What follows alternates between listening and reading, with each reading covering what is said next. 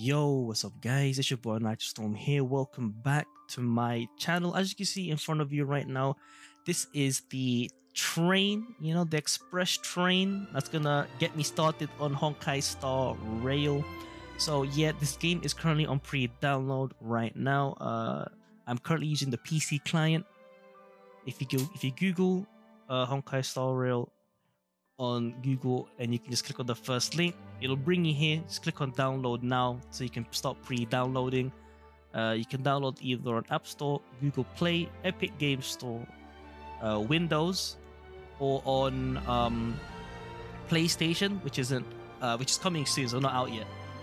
If you want to download it on PC and you're using Windows, click on the Windows version because you can't pre-download the game if you're downloading it via the Epic Game Store. So just a heads up there. So as you can see, I can just actually click on Start Game right now. The express train will, prepare for its launch, as you can see. And then to warp, then I do click to start. Oh, am I actually starting? Nope, obviously not. I'm just here to show you the exact time that it's going to come out in.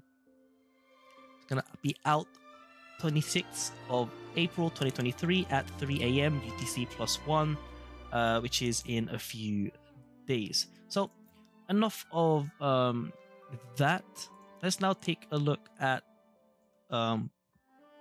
Wuthering Waves closed beta. So normally speaking, I haven't actually been following Wuthering Waves because I haven't got into the closed beta and stuff. So I thought it would be best for me to surprise myself, right? But however, before I actually get into it, just to preface, I am a Genshin Impact player. I have played Punishing Grey Raven and I have played Honkai Impact 3. So I'm just saying that now in case you guys might think I have a bias towards one game or another. Now, for those who are, relatively new, Wuthering Waves is a new upcoming game that is not out yet. Created by Kuro Games, which is the same devs that created Punishing Grey Raven. And this is here's a quick gameplay from this black channel for Punishing Grey Raven. So I guess this is like end game content. So if you actually start out in the game, you're not gonna get to this point right away. You'll obviously have to pull this character, this Max Motivation Alpha. But as you can see, once you play the game enough and save up for the cool characters, you're gonna be able to do some pretty nice, quick, fast-paced gameplay like this. So now that we're what do you call it? Now that we know a little bit about Wuthering Waves, the reason why I'm taking a look at the Reddit now, even though I don't normally follow Reddit or Wuthering Waves, is because I've heard from a friend of mine, an acquaintance on Discord, that apparently people are kind of worried / disappointed in the closed beta for Wuthering Waves. Now, personally, I'm still relatively optimistic. Hopefully they are going to make improvements during the time from now until, the launch. Mainly because it's going to be a while until it comes out. Now, let's first get started right away, right? So, let's take the first link here. So this one's a pretty positive one. To appreciate how good the combat looks, so I'll just quickly resize this and start playing from the top.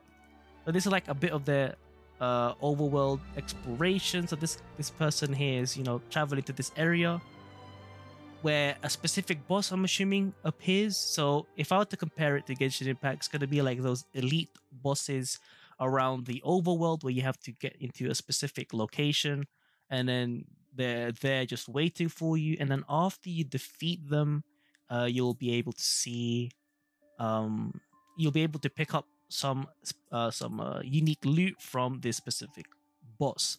So you can go ahead and skip a little bit because you've seen a bit of the gameplay. So after they defeated it,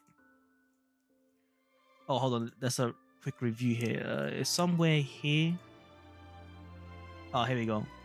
So they defeated it, and then there you go. It dropped something that they can interact with. All right, next post here.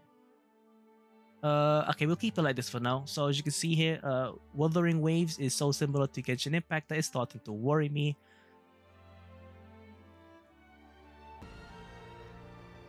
Okay, so they're not around for long, but I just want to talk about this. So the UI, exploration, the elements, level up, the wish system, end game is apparently all too similar, and they're worrying about that it will have the same, that Wuthering Waves will have the same issues as Genshin Impact. And then they've heard that people say that this is closed beta and things are up to change, kind of changing, but you know they're questioning the validity of their claims that it's going to change. So they're assuming that it might just be tiny tweaks rather than recreating the whole thing, because apparently there is an endgame abyss system that is probably like a copy paste from Genshin Impact for the endgame, and then they don't like, and then players don't like that it's too similar, and then they're questioning if it can be changed or is it just copium. And then they're claiming that Mihoyo doesn't really care. To be fair, they haven't really made any changes to endgame so far, and it's been years now. And they're saying, is Kuro Games better? Well, for combat speaking, Kuro Games is more fast-paced, I guess. It's a different playstyle as well, but Wuthering Waves is gonna kind of copy that. It's gonna might be a little bit more fast-paced. But yeah, the overall premise of this post is that it's going to be 1-to-1, probably. But, you know, we can just give it a bit more time. I don't think Wuthering Waves, or like the people that are making Wuthering Waves, are going to accept being a Genshin Impact clone. I'm pretty sure they'll do some more things that'll, you know, separate them apart. All right, next post here. Oh, here you go. The end game about the Spiral Abyss thing. So you pick 2 teams of 3, only 6 active characters.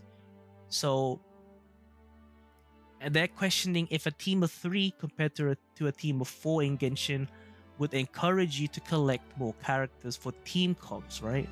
So this I guess the Abyss thing here. All right, next one, element and rarity from the closed beta. So you have Havoc, Fusion, Glacio, Conducto, Spectra, and Arrow. So obviously Glacio is ice, Conducto is electricity, Arrow is wind, I guess. I mean, I can't really compare too much, but they do have Spectra and Havoc, which is like probably light and dark to change things up, and Fusion might be Pyro. I mean, from the appearances of the characters in the Fusion category, they do have like red hair across the board. However, same for Havoc. So, but I guess these are the current characters currently out right now. Pretty nice. All right, this one. There's another one. This post is locked, right? Only 34% upvoting, so this is probably like a Doom poster kind of thing, and most people didn't really agree to it, but I guess you can still take a quick look. Apparently, Wuthering Waves' first closed beta test is disappointing, according to this poster. Been playing PGL since the first week on CN. When it's announced, I was thrilled. 9+ story of... Okay, so... Oh, they were tired of the 9+ story of Genshin and the fact you have to spend hours plowing through chests for garbage around the map, and was hoping that Wuthering Waves would bring some difference. Well, technically speaking, you don't have to do the chests for garbage around the map, because like I'm mostly casual in Genshin, and I've like I still have a 100% Mondstadt, so you know there's that. You know, be mad. Let's see, follow streamers on Bilibili for the first hour closed beta, and after 3 days. Also, I see, so they've been watching people play Wuthering Waves. So the story was a strong point in punishing Grey Raven, and apparently it's not as good for Wuthering Waves. They say that the plot is boring like Genshin and managed to make characters highly unlikable. I see they're hoping that the story is like similar to PGR, completely rewritten before official release. World explorations like Genshin all over again. Well, one thing I could argue about the Genshin exploration being exactly the same, if we take a quick look here, right? So obviously there's a gliding, right? And they do have that connecting thing. When they're climbing walls, they're not actually climbing. So technically speaking, the exploration in Wuthering Waves might be better because you can just run up walls and even run up. Let's see if I can find a thing here. But basically, you can also run up ladders, right? You can also run up ladders, which is pretty nice. I was like, okay, here we go. Let's see. Yeah, well, yeah. So this guy is not too happy at all. They probably disliked Genshin a lot before trying out Wuthering Waves, and so you know they found the bad stuff, I guess, and then they just emphasized it.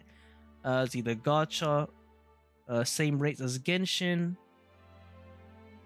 and if they don't change that, I don't think many PGL players will like to pay for the gacha. Let's see, number 4, the worst part, I feel like the creators do not have a clear direction. Combat is cool. Yep, I expected that part. Combat is cool, but has nothing to do with the game's title, Wuthering Waves. Okay, I mean, does Genshin Impact have something to do with the combat? Right, you know what I mean? It's called Genshin Impact, but the world is Tevat. You know, that's the place. It's not called Genshin. You know what I mean? Okay, in any case. It's also not reflected in the world building or mechanics used. Instead, we get renamed elemental combos and characters that do not look like they fit into a post-apocalyptic world. No one else going into the story. Gameplay does not emphasize on their combat, instead allows the Genshin route into the smallest details. Okay, I mean, alright, so this guy is a whale on PGR, so I guess they have some kind of right to be disappointed in the closed beta. Let's see. Oh, this is no one has even going in the story. Look. Oh, I see. So, oh yeah, I actually missed this bit here. Until then, the story, no one has any idea on what's going on in the story, and a lot of characters show strange animosity and wariness towards the main character. I mean, what do you expect? Like everyone to be, you know, happy, right? Well, this guy says it great actually. I mean, isn't that just what a normal human interaction is? Why would anyone be chummy with a person that's born out of nowhere with mysterious circumstances and because people in their wake to get hurt even though they weren't directly involved? You know, makes sense, right? You're like you're not necessarily welcome initially, so why would people be initially right away happy, right? So I guess it kind of makes sense here. Maybe they're like they're like saying, oh, it's not like Genshin story, so it's not good, but you know. But yeah, now let's take a look at some more gameplay. This one's actually, you know, relatively decent. You can see most of the exploration and stuff. So this is, oh, here's what I'm talking about. So they're gonna be, rather than climbing, you know, the ladder, they're just gonna be running up it, right? We got a very quick and easy, you know, no need to waste some time trying to jump with stamina. It is voiced, right? Hold on, it is voiced. Something you need? There you go. You know, like an interaction thing. Let's see what else. Something you need? Oh, I mean, it's the same. I mean, I guess same voice lines every time they pick up a box, baby. Okay, here's one. Overworld combat. So you know, just running around, right? And then there was actually a rock enemy. But actually, very flashy combat, which is, you know, pretty nice. The ult animation is kind of similar to Genshin, I guess. Whereas, I mean, it's gonna be, I guess, always gonna be compared to Genshin, unfortunately, right? Considering the premise of the actual gameplay rather than the story. But in terms of visuals, it is supposed to be a post-apocalyptic world, so the game doesn't look as vibrant. Here's like the gear systems and stuff. You can equip, I guess, a pet, or you can transform into them. Oh, that is actually very interesting. I actually didn't know about that. Oh, apologies about that. I actually didn't know about that. Oh, there's a team comps. All right, pretty cool. But yeah, that's pretty much about it for this video. Overall, in terms of the closed beta stuff, they are both positive, and I guess people not too happy about the closed beta test. But I think Wuthering Waves is gonna be a while until it comes out. So, you know, I guess fingers crossed, right? it'll be nice to have competition against Genshin Impact. It would at least give Genshin more motivation to do better, and the same for Wuthering Waves. You know, they'll rival each other, assuming that they're both going to be, assuming Wuthering Waves will be successful as well, and then in turn will be able to play a more high quality game for both ends. But yeah, what's your thoughts on Wuthering Waves so far? And are you going to be playing Honkai Star Rail? If you guys got any responses or any other thoughts, do let me know down in the comments below. Overall, I do have positive views on Wuthering Waves. It looks very nice. It looks very clean from a visual and aesthetic perspective. The combat is very, very promising. Hopefully, what people claim to be issues are going to be fixed on the actual release. Or maybe it's not even that bad once I actually try it out. But yeah, that's pretty much about it. It's been your boy Nitrostorm. I'll see you guys in the next stream or video. Peace.